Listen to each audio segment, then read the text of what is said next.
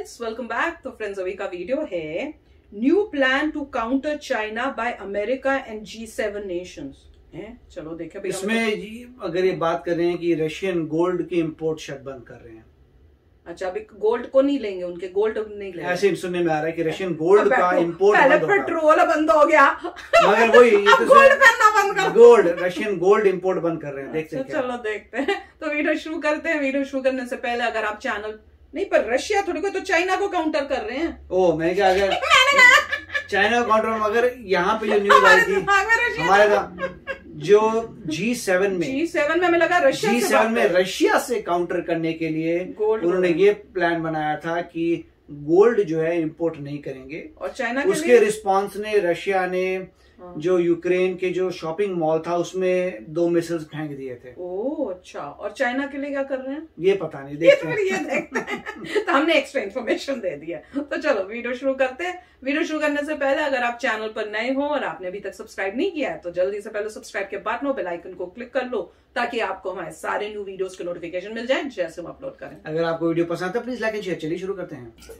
दोस्तों जय हिंद, वंदे मातरम। मेरा नाम है सौरभ, आप देख रहे हैं ज्ञान जराट के, और आज इस वीडियो में हम लोग बात करने जा रहे हैं G7 समिट के बारे में। क्योंकि जैसे कि हम सभी लोग जानते हैं कि इस वक्त जर्मनी के अंदर G7 कंट्रीज की एक समिट ना सिर्फ चल रही है, बल्कि उस समिट के अंदर बहुत कुछ हो रहा है, कुछ बड़ा भी और कुछ छोटा भी, जिसके बारे में इस वीडियो के अंदर हम लोग मोटी मोटी बात करेंगे। बट अगर आप लोग थोड़ा सा डिटेल में जानना चाहते हैं कि समिट के अंदर क्या हो रहा है, थोड़ी सी एनालिसिस समझना चाहते हैं, तो उसके लिए आप लोग ज्ञान जराट की वेबसाइट पे बहुत अच्छे आर्टिकल्स आपका वेट कर रहे हैं, आप उन्हें आराम से पढ़ सकते हैं। लिंक मैंने डिस्क्रिप्शन में डाली है। सो इस वक्त जर्मनी के अंदर ये जो G7 कंट्रीज की समिट चल रही है, जिसके अंदर इंडिया को भी इनवाइट किया गया है। वैसे ये ध्यान देने वाली बात है कि अब G7 कंट्रीज की समिट के अंदर इंडिया को रेगुलरली इनवाइट किया जाने लगा है। मतलब अगर हम लोग इसे दुनिया के अंदर इंडियन इकोनॉमी की पोजीशन के पॉइंट ऑफ व्यू से देखें तो हम लोग की पोजीशन ना सिर्फ काफी स्ट्रॉन्ग हुई है, बल्कि जो दुनिया की मेजर कंट्रीज हैं, बोले तो दुनिया की जो मेजर पावर्स हैं, वो सचमुच में इस बात को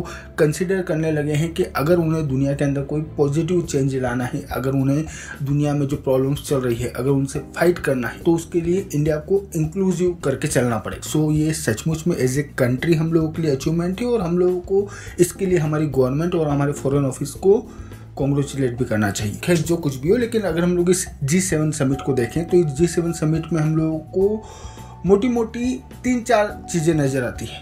एक तो ये जो समिट चल रही है, इस समिट का मेन मुद्दा है यूक्रेन, जो मेरे हिसाब से होना भी चाहिए, क्योंकि जैसे हम सभी लोग जानते हैं कि हमारे बूढ़ों ने घोषणा कर ही दी है कि भैया जीत कैसी होगी ये यूक्रेन डिसाइड करेगा। सो पिछले तकरीबन 4 महीने से दुनिया के अंदर जितनी भी समिट हो रही है, जिस तरीके से उन तमाम समिट के श्री गणेश में पहला भाषण यूक्रेन के मौजूदा राष्ट्रपति यानी कि जेलेंस्की आके देते हैं, ठीक उसी तरीके से इस समिट के अंदर भी जेलेंस्की आए और उन्होंने G7 कंट्रीज के इन तमाम लीडर्स को बैठ के बताया कि भैया इन लोगों को रशिया को नुकसान पहुंचाने के लिए और क्या क्या करना चाहिए। और जेलेंस्की के भाषण के बाद इन तमाम लोगों ने कहा कि हाँ साहब, आपने जो बोला है हम वो सब कुछ करेंगे। इनफैक्ट इसी समिट के अंदर इन लोगों ने इस बात की घोषणा कर दी कि भैया रशिया से जो गोल्ड इंपोर्ट होता है उसके ऊपर ये लोग पूरी तरीके से पाबंदी लगाएंगे। सो सचमुच में ये लोग कोशिश कर रहे हैं। बट जेलेंस्की ने ये बात साफ साफ बोली है इन लोगों को कि भैया जो कुछ भी करना है करो, लेकिन कैसे भी करके इस युद्ध को, ये जो ठंड आ रही है, मतलब कि ठंड का ये जो मौसम आने वाला है, उससे पहले खत्म करो। अब क्यों खत्म करने की बात हो रही है ठंड से पहले, मेरे हिसाब से आप सब लोग समझदार हो, अच्छी तरीके से जानते हैं। खैर इसके अलावा अगर हम लोग इस G7 समिट के अंदर सेकंड बड़ी हाईलाइट को देखें तो सेकंड बड़ी हाईलाइट हम लोगों को देखने को मिलती है चाइना और उसका one belt one road initiative. क्योंकि इसी को काउंटर करने के लिए इस बार इस G7 समिट के अंदर एक बहुत बड़ी घोषणा की गई, जो एक्चुअली में कोई नई घोषणा नहीं है, बल्कि ये पिछले साल G7 की जो समिट हुई थी उस समिट में की गई घोषणा का इम्प्लीमेंटेशन विथ न्यू नेम। क्योंकि पिछली बार G7 कंट्रीज की जो समिट हुई थी उसमें हमारे बुढ़ऊ एकदम नए बंदा पावर में आया था। सो बंदे ने एकदम हवाबाजी में बोल दिया कि भैया हम लोग चाइना को काउंटर करेंगे, और चाइना का ये जो one belt one road initiative वाला प्रोग्राम है, इसके अगेंस्ट में हम लोग हमारा खुद का एक प्रोग्राम लॉन्च करेंगे और उसका नाम रखेंगे build back better world. But वो नाम लोगों को जमा नहीं। सो इस बार नए नाम के साथ में और बेहतर प्लान के साथ में हमारे बुढ़ाओं ने चाइना के इस one belt one road initiative को सीरियसली काउंटर करने की रणनीति तैयार की है, जिसके बारे में हम लोग बात करें उससे पहले थोड़ी सी बात करते हैं हमारे आज के इस वीडियो के स्पॉन्सर के बारे में, जो कि है कुकू एफएम। और ये जो कुकू एफएम ये एक ऑडियो बुक प्लेटफॉर्म है जहां आप लोगों को दुनिया भर की हजारों किताबें, किस्से, कहानियां, बायोग्राफीज, ऑटोबायोग्राफीज ऑडियो बुक्स के फॉर्म में मिलती है, जिन्हें आप लोग काम करते हुए, घूमते हुए, बैठते हुए, जॉगिंग करते हुए जब चाहे जहां चाहे सुन सकते हैं और अच्छा खासा नॉलेज भी गेन कर सकते हैं अपने बारे में, अपने देश के बारे में, अपने देश के इतिहास के बारे में, दुनिया के इतिहास के बारे में, लव स्टोरीज, मोटिवेशनल स्टोरीज, हजारों तरह की ऑडियो बुक्स मौजूद है यहाँ पे, और वो भी मात्र चिंदी के भाव में। क्योंकि अगर आप लोग इस ज्ञान 50 कूपन कोड के साथ में इस कुकू एफएम के ऊपर साइन अप करते हैं तो इस प्लेटफॉर्म की एनुअल फीस, जो कि वैसे भी मात्र 399 रुपीज पर ईयर है, उसके ऊपर आप लोगों को सीधे 50% का डिस्काउंट मिलेगा। मतलब कि मात्र 200 रुपये साल में ज्ञान का ये जो पूरा का पूरा सागर है, इसे आप लोग अपने गागर में भर सकते हो। तो फिर देर किस बात की है भैया, मैंने लिंक डिस्क्रिप्शन में डाली है, एक बार ट्राई करके जरूर देखिएगा। नाउ फिर से लौटते हैं हमारे टॉपिक के ऊपर, बात करते हैं हमारे बुढ़ों के उस प्लान के बारे में जो कि हमारे बुढ़ों ने चाइना के इस one belt one road initiative को काउंटर करने के लिए बनाया है। और उस प्लान का नाम है partnership for global infrastructure and investment, जिसके तहत इस दुनिया में मौजूद लो इनकम और मिडिल इनकम कंट्रीज के अंदर इंफ्रास्ट्रक्चर डेवलप करने के लिए अमेरिका लगभग $200 बिलियन इन्वेस्ट करेगा और बाकी की जो मेजर G7 कंट्रीज है वो सब मिल के तकरीबन $400 बिलियन का जुगाड़ करेगी। सो अगर हम लोग इस प्लान की टोटल वैल्यूएशन देखें तो इस प्लान की टोटल वैल्यूएशन है लगभग $600 बिलियन के आसपास। अब यहाँ पे अगर आप लोग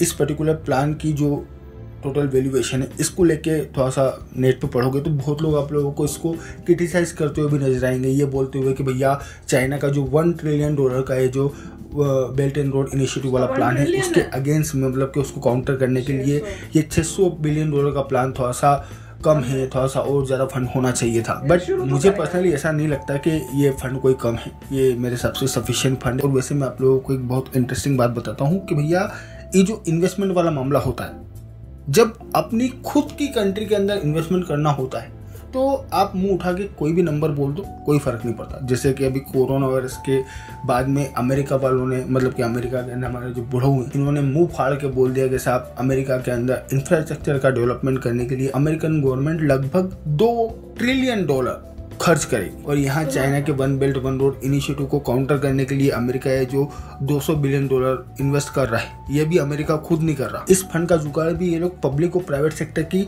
पार्टनरशिप की मदद से कर रहे हैं। तो क्या होता है कि भैया अगर अपने देश के अंदर इन्वेस्टमेंट करना हो तो मुंह उठा के कुछ भी नंबर बोल दो, कोई फर्क नहीं पड़ता। लेकिन जब आप बाहर इन्वेस्टमेंट करना चाहते हो तो वो पेमेंट एक्चुअली में करना पड़ता है ना, इस वजह से वहाँ नंबर थोड़ा सा सोच समझ के बोला जाता है। सो ये $600 बिलियन का प्लान इन लोगों ने रेडी किया है। और इस प्लान की घोषणा करते वक्त 3 बातें हैं, मतलब कि 3 बहुत महत्वपूर्ण बातें हैं जो कि अमेरिका के राष्ट्रपति यानी कि हमारे बुढ़ऊ ने बोली है। फर्स्ट तो ये कि इस प्लान के तहत ये जो पैसे का जुगाड़ किया जाएगा, मतलब कि जो $600 बिलियन का जुगाड़ किया जाएगा, ये जुगाड़ कोई गवर्नमेंट पैसा नहीं डालेगी इसमें, है ना, ये पैसा आएगा पब्लिक और प्राइवेट सेक्टर की पार्टनरशिप से। इनफैक्ट इसके अंदर प्राइवेट सेक्टर का इन्वेस्टमेंट ज्यादा होगा। सेकंड, इस प्लान के तहत जितना भी पैसा इन्वेस्ट किया जाएगा, मतलब कि जिस भी कंट्री के अंदर इंफ्रास्ट्रक्चर का डेवलपमेंट करने के लिए इस प्लान के तहत पैसा डाला जाएगा, वो पैसा किसी भी सूरत में खैरात नहीं होगा। अब मैं भी पॉसिबल शायद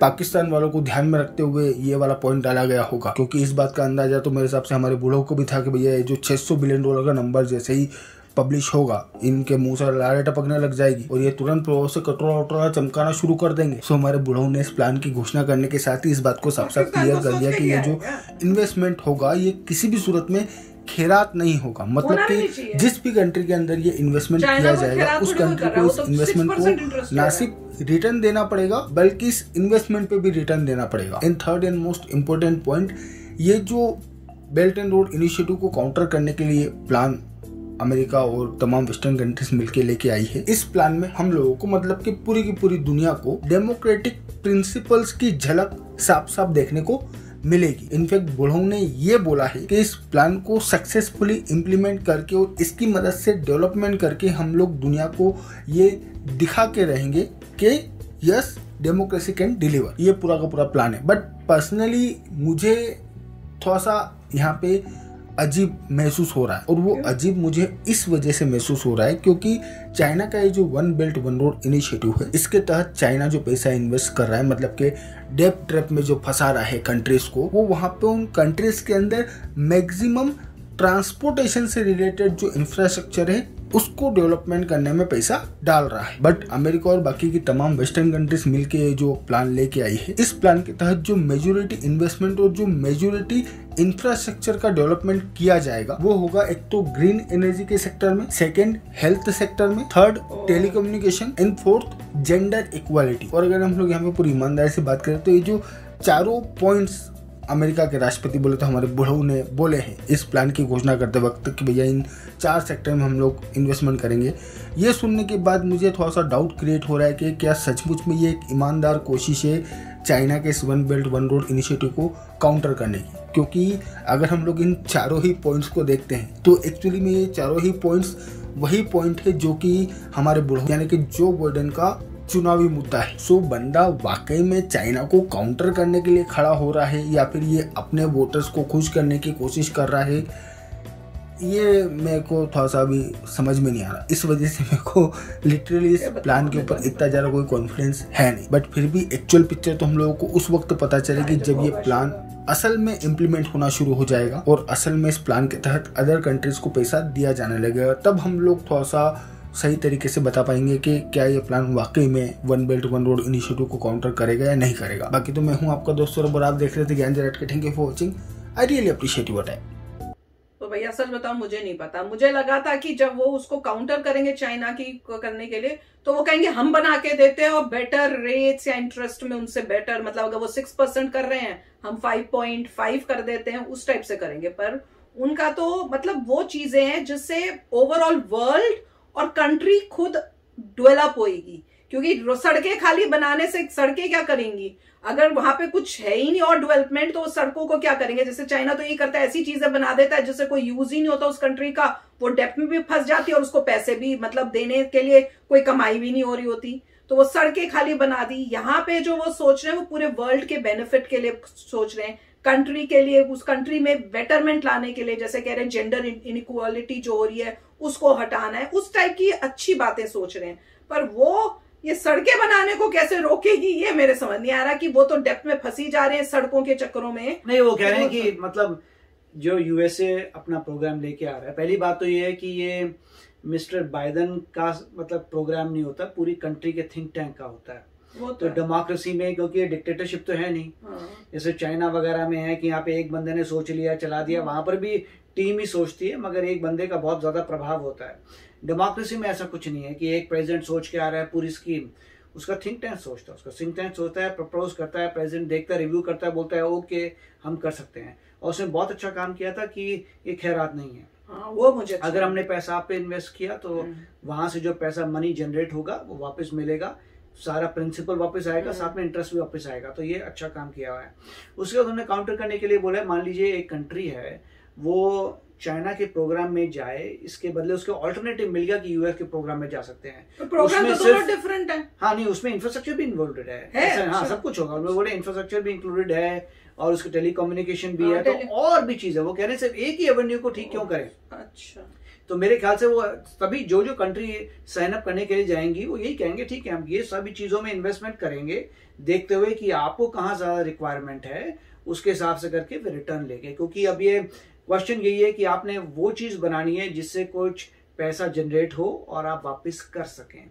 तो सिर्फ ट्रांसपोर्टेशन नहीं और भी, मान लीजिए जैसे ट्रांसपोर्टेशन बनाते हैं और उनको लगे ट्रांसपोर्टेशन से ज्यादा पैसा जनरेट नहीं होगा तो कुछ और करेंगे, टेलीकम्युनिकेशन कर सकते हैं और भी कुछ कर सकते हैं, तो काफी अच्छा। मगर इसमें पॉइंट यही होता है कि डेमोक्रेसीज में एक सोच होती है और जैसे कह रहे हैं सभी G7 ने पैसा पूल करके करेंगे। मगर यूएस में इंफ्रास्ट्रक्चर वाकई खराब हो रहा है, तो मुझे जैसे 2 ट्रिलियन कह रहे हैं वो यही सही बात है, क्योंकि डेमोक्रेसी है।